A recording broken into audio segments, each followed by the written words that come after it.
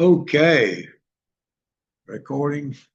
Welcome to Grace Mission Rafa, also known as Trinitarian Grace International.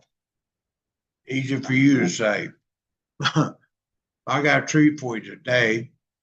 I'm going to introduce Daniel Nichols and Josh Pollard. They two guys, they've been through right where you at and went through this program years ago. And I refer to them a lot, so I figured I'd let y'all hear from them. Before I get started, I want to talk about this book right here. One of our guys online, Paul Unkby from the office, wrote this book. So it's some for sale on Amazon. We have three mottos of this group. God is not mad at you. All are included in whatever God offers, forgiveness or love. It's yours. And the gospel is for all kinds of people in all kinds of places. Who's speaking first? Okay, what? We'll call Josh up and let him get started with this. And well, away we go. You sit here and stand up. Make sure you get face in there. Yep. Yeah. Yeah. Good. Hey, good morning, guys. So this Rainey asked me to share a little bit about my past, my present. I wanted to talk about why I love this place so much, why we keep coming back every week, what it means to us. It's to me, this place is like an emergency room for your spirit. It's what it was for me when I was broken. It's where I healed at. It's where I was able to develop a relationship. I started probably like most of you guys, smoking weed, 13, adolescence. Had family that was going to the pain clinic, so got into prescription pills pretty fast. OCs was big, and I grew up in Boaz, Sardis. I don't know if y'all were local, but it was just sort of the culture. By my late 20s, I was out of second chances on the streets, heavy into opiates and speed, smoked spice, anything stupid that you could imagine, and I was, unemployable.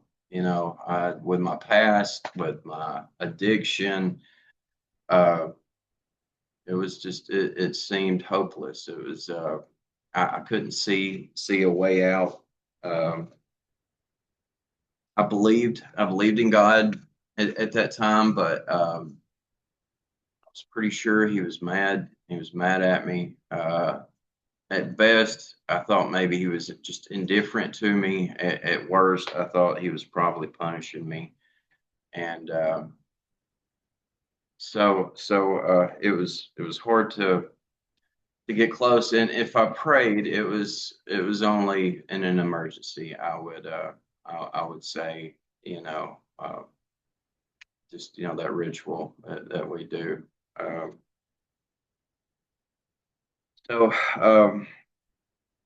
After years of that, I had a friend. I would stay in his garage. I had a couch in there, and it just I had I couldn't see a way out, and finally one night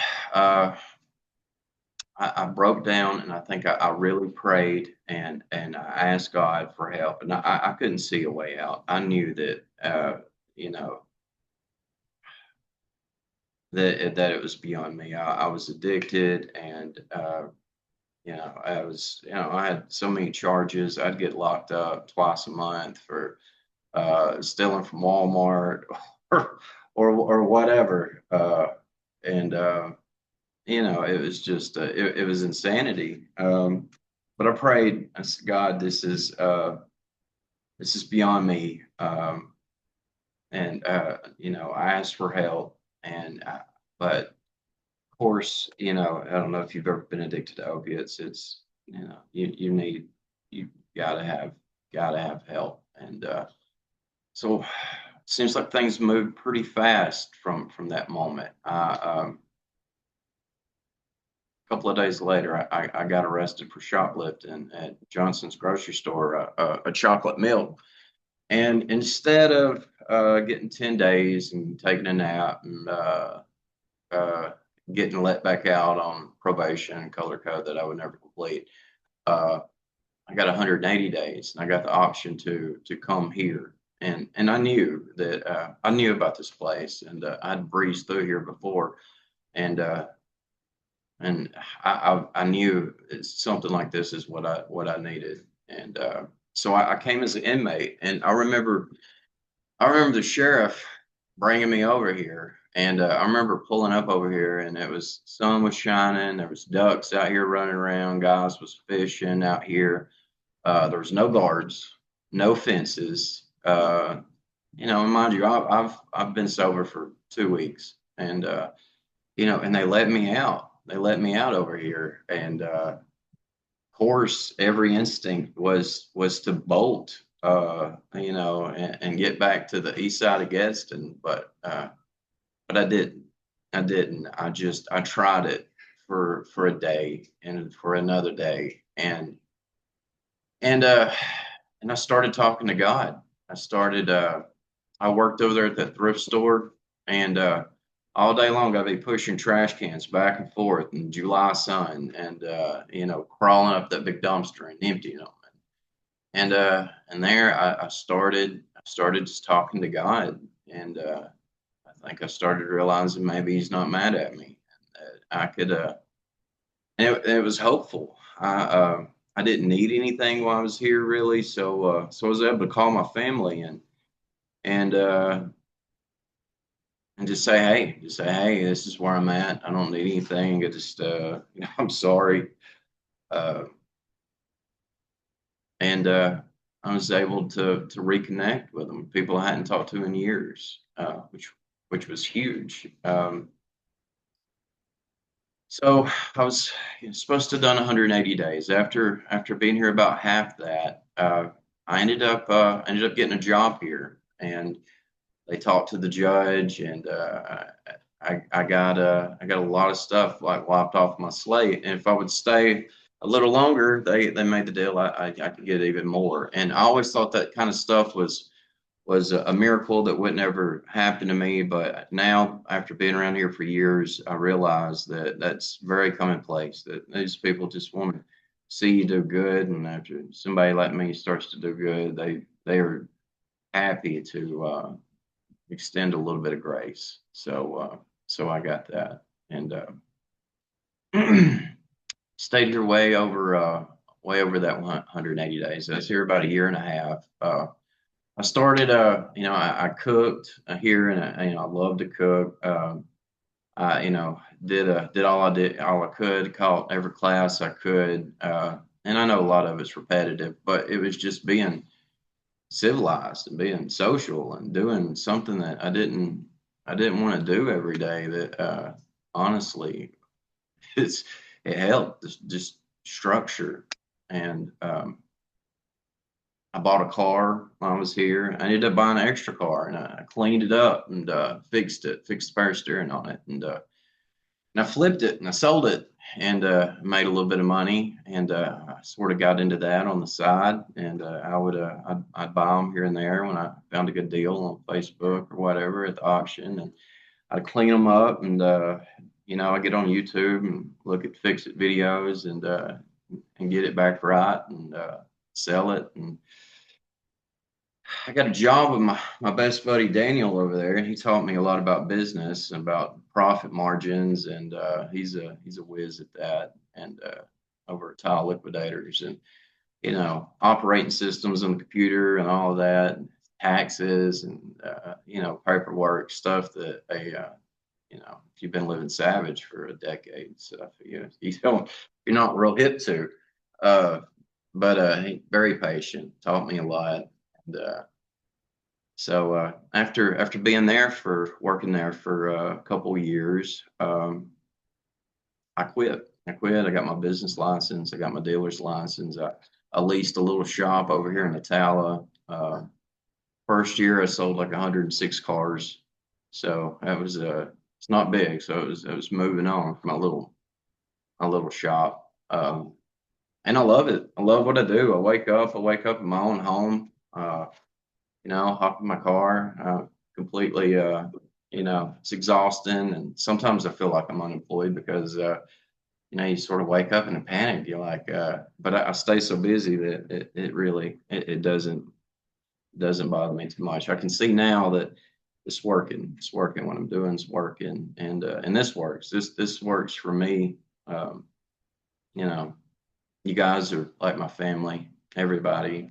I love you guys, and I love this place. And every time I come down that driveway, it's like the first time I rolled up here in the back of that squad car, and I see y'all out here fishing, and I see the ducks, and I see Kingston come running up, and it's just as surreal as it was that first day. So that's it. That's my story so far. But thank you. I love you guys.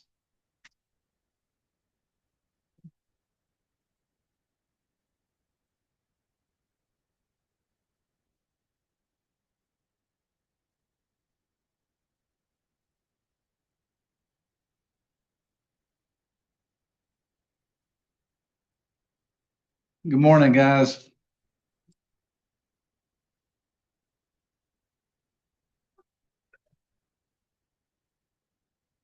All right. I think I'm gonna try to stand up here if my foot will make it. Thank you, Josh. That was awesome. That was really awesome.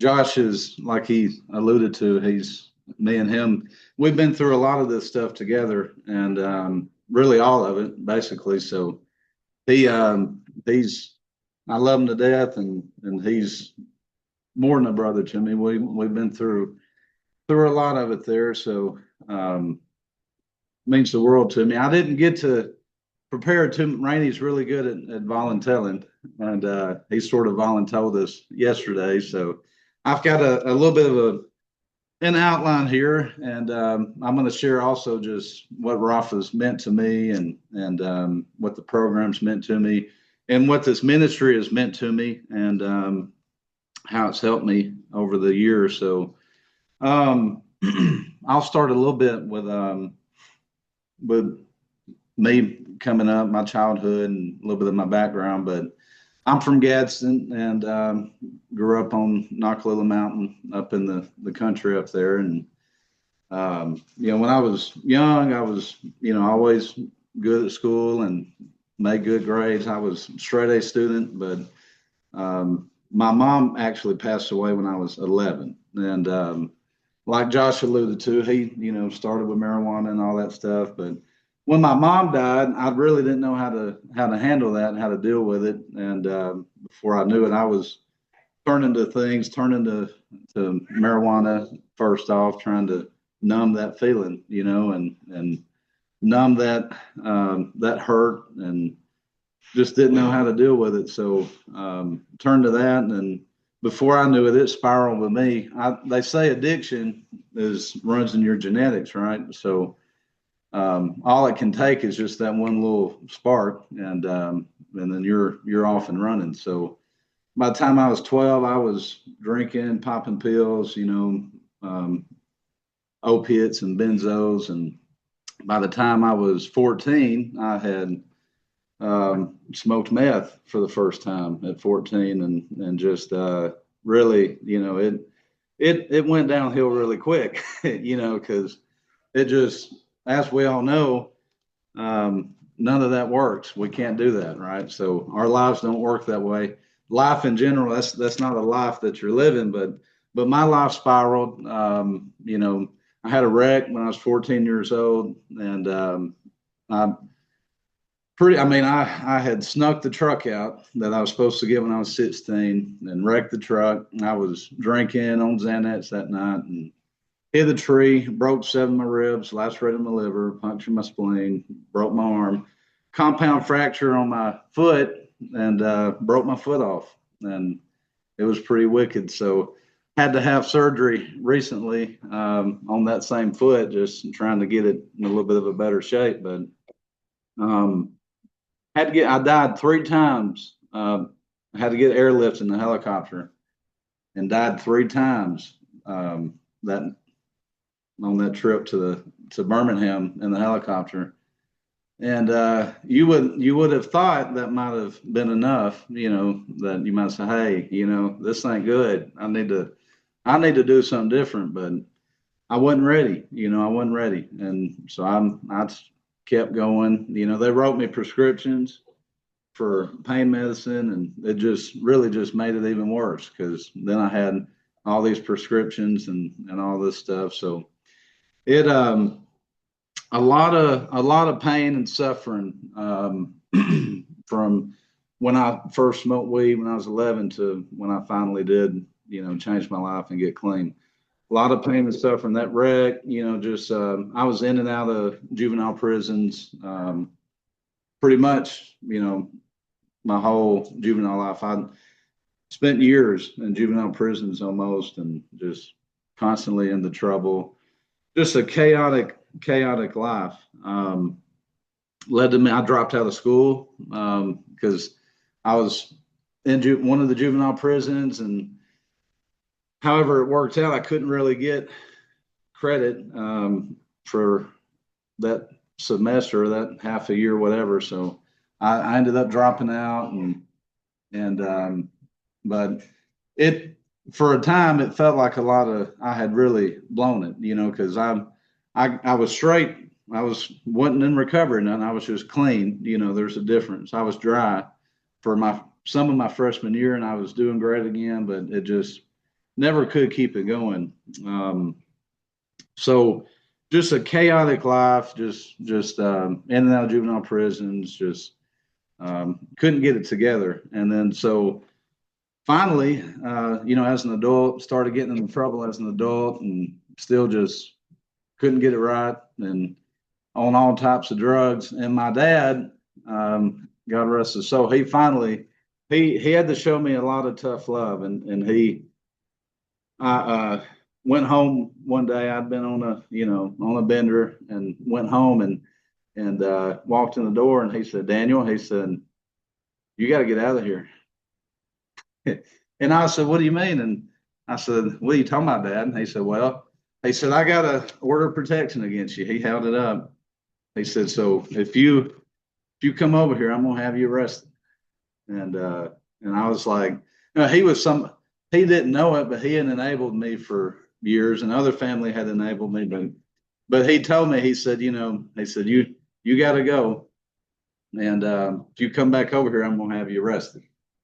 So, and he said that was the toughest thing he had ever done, was doing that. He cried like a baby, but putting me out there, me being on the streets, I think it finally helped me hit my rock bottom, because I always had that safety net. Like, I can go to my mom's, I can go to my dad's, I can go, you know what I mean? I can go, I always got a roof over my head, something to fall back on. But my family, they just, no, we're done, so, being on the streets, I had nothing, I had nothing. I had lost everything, and didn't have anywhere to go. Still terribly in my addiction. Just it's a wonder I lived through it. I was doing all types of drugs, and finally, I got in trouble as an adult, and had to go to the county jail. Of course, I was getting high in the jail. I'm getting high in jail, using in jail. Just as much as if I was on the streets, basically. So getting high in jail, all that. Well, finally, I get And this just goes to show, you've got to be in recovery. We say you got to be sick and tired of being sick and tired, right? You got to really be ready to change. Nobody can help you if you're not ready to help yourself. You have to be ready to help yourself. So I got out and I got to go to the fellowship house, but I wasn't ready. I wasn't ready. I went over there and they had me on kitchen duty. And so I had to wash the dishes. And I was throwing the forks in the trash because I didn't want to wash the forks.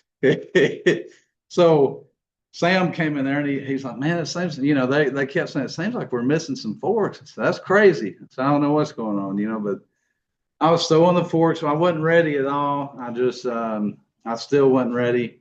And of course, before I knew it, I had ran off from there, left there, right back into that same old life, using, ended up going back to jail.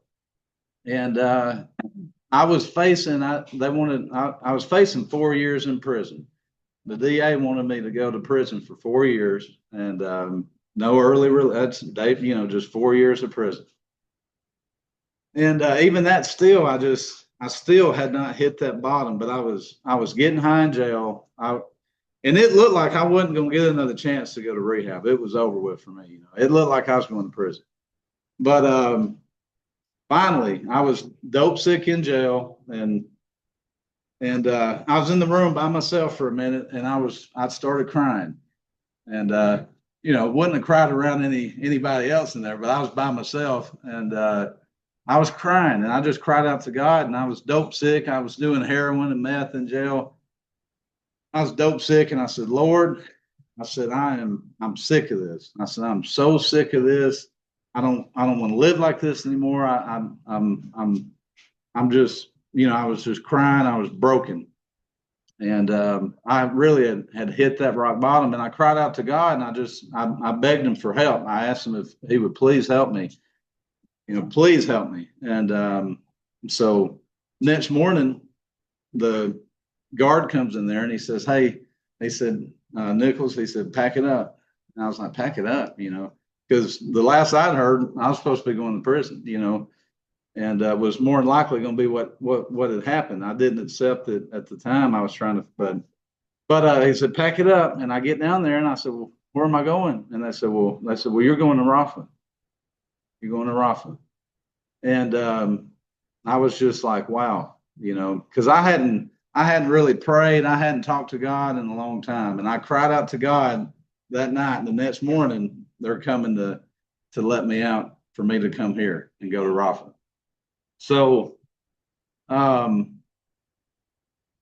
was surreal. I mean, I got to come here. Of course, I failed my drug test when I got here, even though I'd been in jail. So they had to send me the detox.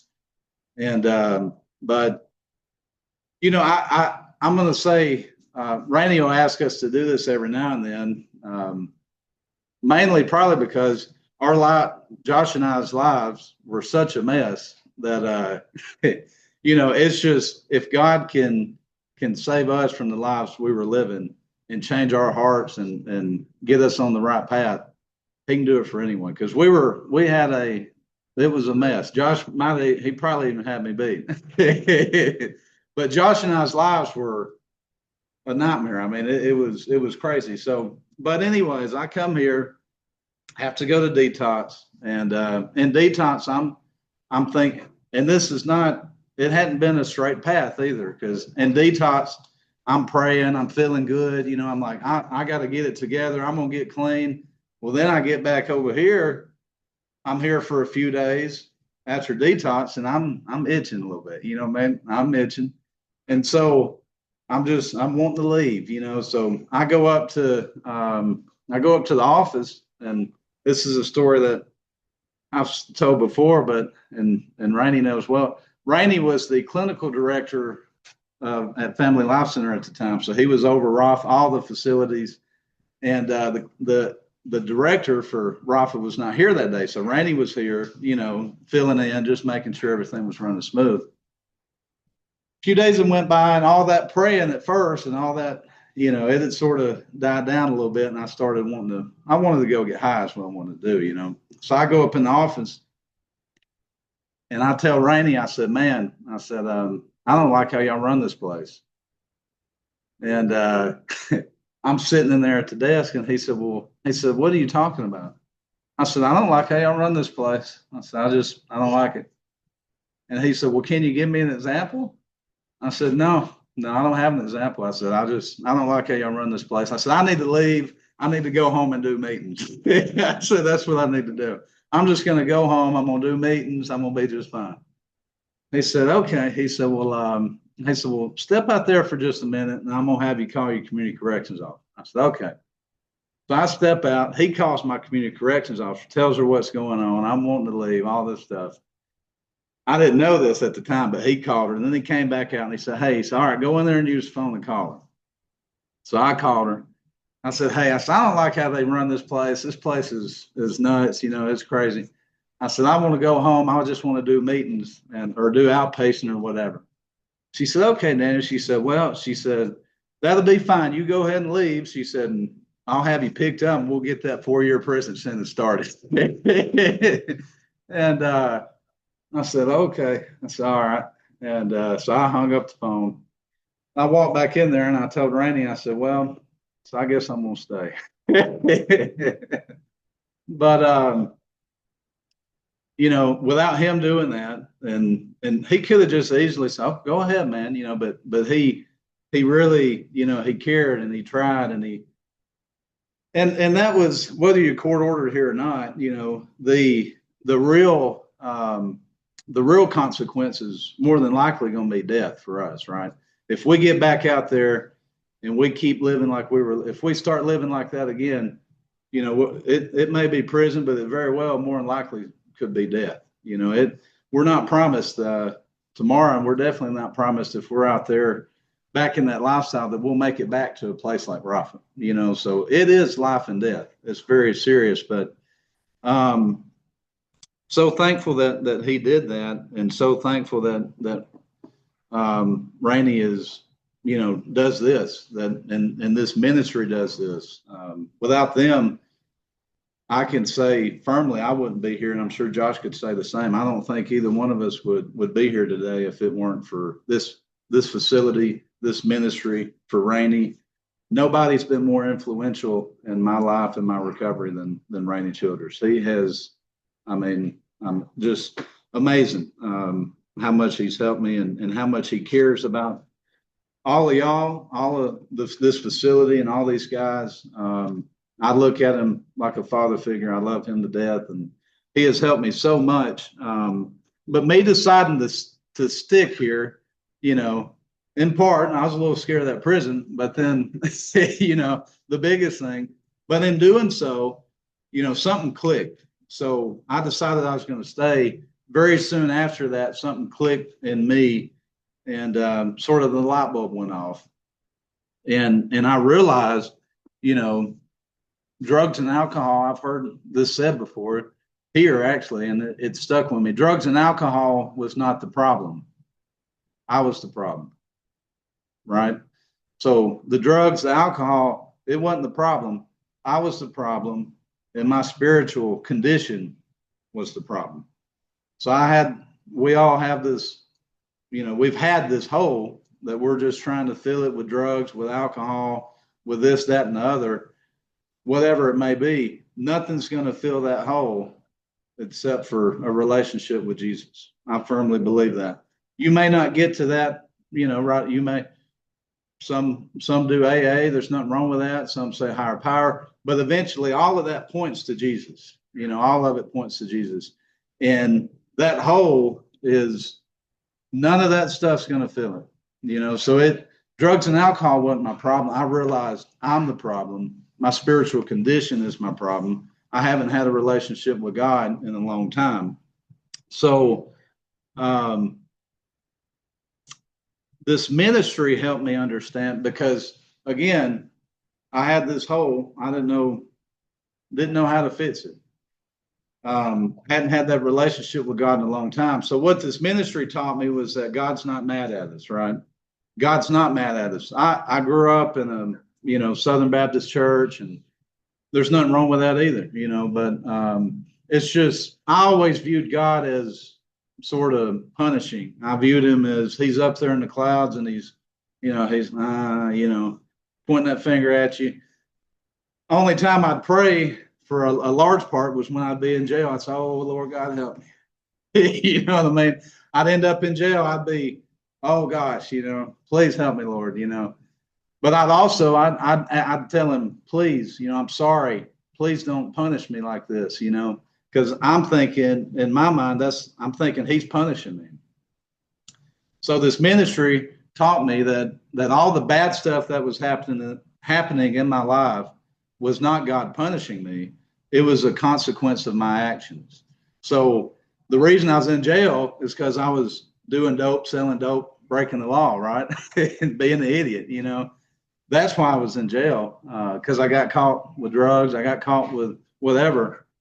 My life was a mess because of my actions. So God allows things to happen, but God's not punishing us. That was an eye opener for me that, hey, and I also realized this was all my fault. I had blamed others ever since I got going down the wrong road. I blamed my dad. I'd be in jail. I'd call my dad, be like, "If you wouldn't have done this, I wouldn't be in jail." You know what I mean? If you wouldn't have done that, or whatever the case may be, I'd say, "Well, if that guy wouldn't have done this, I wouldn't have got caught." You know what I mean? And so I never took responsibility for my actions. But Rafa and this ministry helped me so much to realize God's not mad at you. He's not out to get you. He's not punishing you. God loves you. God is love, and he wants you to turn to him and have a relationship with him. And if you do that, then, your life will be amazing. My life is better than I ever could have imagined it being. I've got 2 boys that are my world. I love them to death, more than anything. I feel like God's put me in the career I'm in, something that I feel like has been really good for me, and I've been really good in my career. And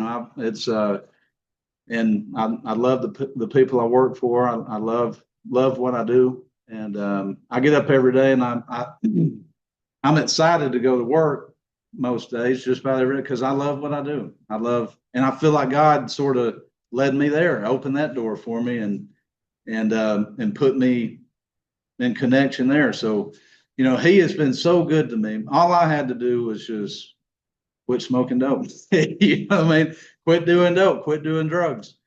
And there's no secret formula Josh and I have had other than, we've been 100% clean this whole time. From the day we got here, we've been 100% clean.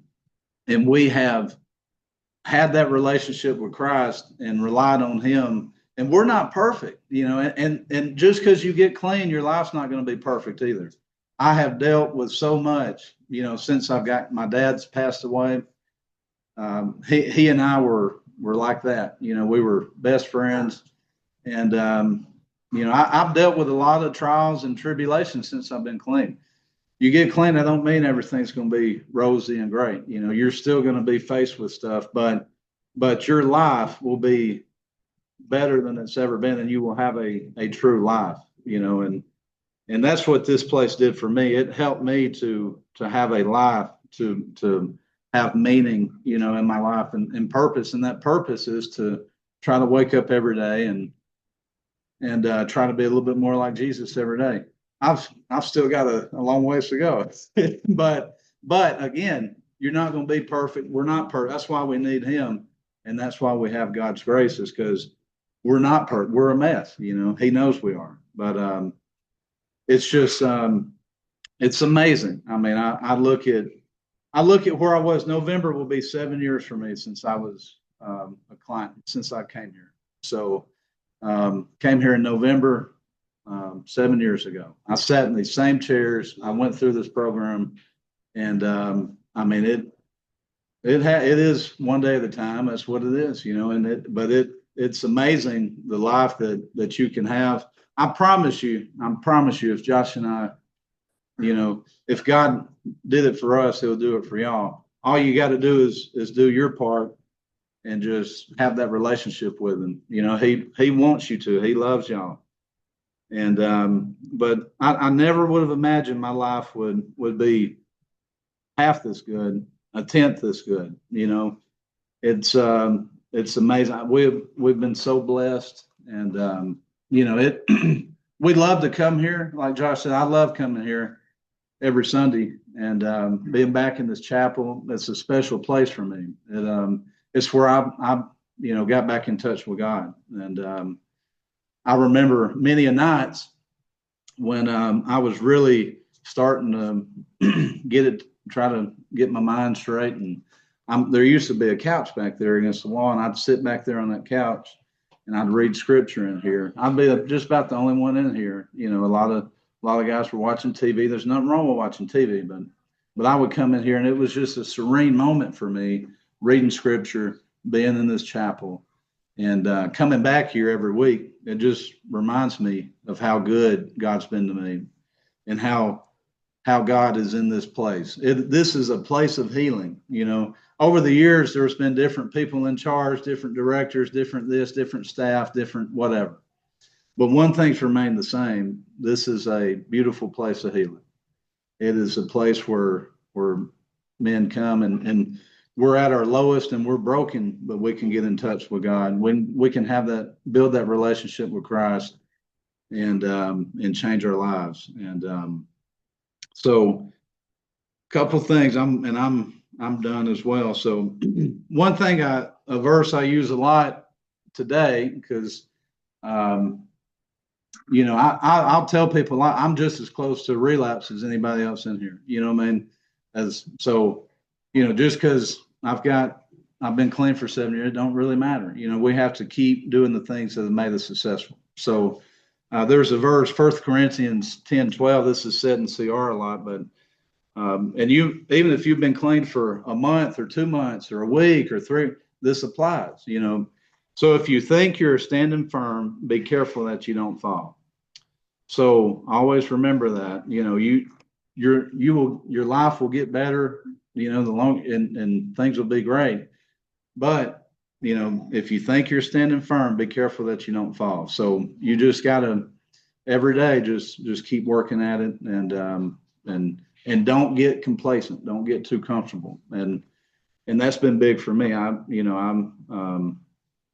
The only other time I ever had any success, I failed.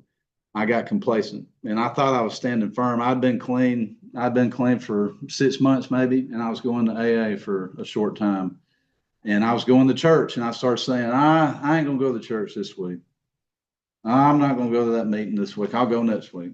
And I started the things that have made me successful, I started putting on the back burner, the things that had helped me the most. And before I knew it, I had relapsed. And that was the only other time I'd ever really been clean, was those 6 months. And I wasn't really in recovery then either. I was really just dry, but still, don't get complacent. If you've been clean a day or 2 days or a week or a month, something's made you successful. You got to keep doing it. So keep doing it. And then this was a quote that I had seen when I was first getting clean, and I put it on my Facebook page. It's still on there, but it was a quote from JFK, and it was something that I seen when I was still, you know, my first probably 6 months of getting clean. But the quote is simple. It just he said, "Every accomplishment starts with the decision to try." So, you know, that's how it all starts, with that decision to try. So you can accomplish anything, but you just got to decide to try. But all right, well, that's all I got.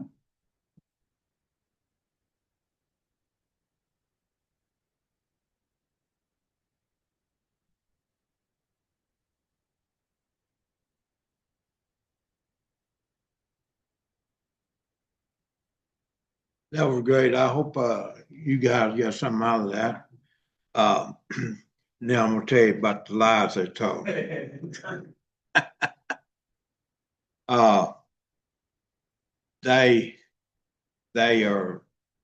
stand out to me because the years they've been here, we've been through a lot together, and and they have stuck by me no matter what.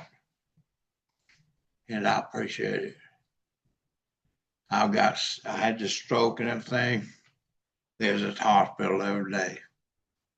They offered to take me here, there, the doctor. Just, it proved to me that they're sincere about what they're doing. They're a couple of my best friends now, probably my best friends. But just, I got thinking about something. See this cross?